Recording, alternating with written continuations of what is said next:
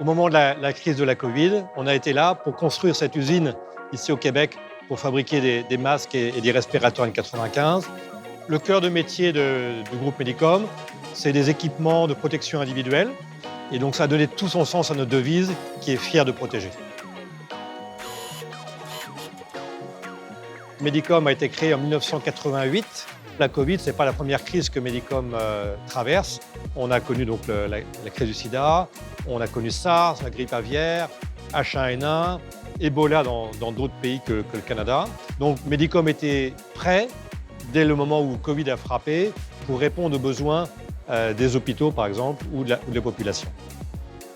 Ce que la Covid a révélé, c'est qu'on avait un besoin de produire localement pour assurer la sécurité de notre population et des personnels soignants. C'est ce qu'on a fait ici avec la construction de l'usine de masques à Ville-Saint-Laurent. C'est ce qu'on fait également à Saint-Eustache, au nord de Montréal, pour construire une usine qui va fabriquer le médiafiltrant, qui est vraiment le cœur de ce qui va dans les masques.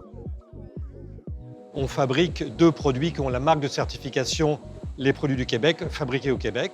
Ce sont des masques chirurgicaux et des respirateurs N95. Ce qu'on fait, on reçoit les matières premières, on les passe dans les lignes de production, qui sont les lignes différentes selon les N95 ou les masques chirurgicaux.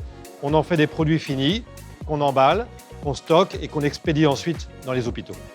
La fabrication au Québec garantit des normes de production avec des normes d'emploi des employés.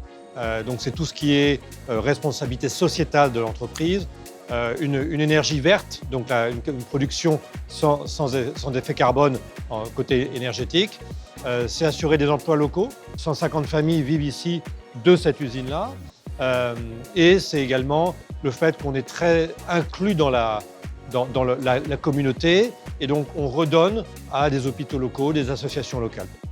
Quand on regarde ce qui se passe dans le monde, avec les incertitudes géopolitiques, les perturbations de chaîne d'approvisionnement, on est beaucoup d'industriels à réfléchir à rapatrier localement une partie de la production, comme ce qui est fait ici au Québec.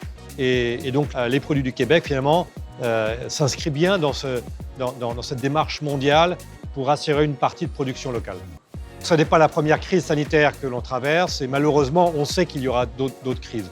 Donc finalement, ce qu'on retient de la crise de la Covid, je vais dire une petite phrase qui va parler aux Québécoises et aux Québécois. Je me souviens, comment est-ce qu'on tire les enseignements de ce qui s'est passé dans cette crise de la Covid avec cette nécessité d'avoir des approvisionnements sécurisés localement pour répondre aux besoins de la population et du personnel de santé.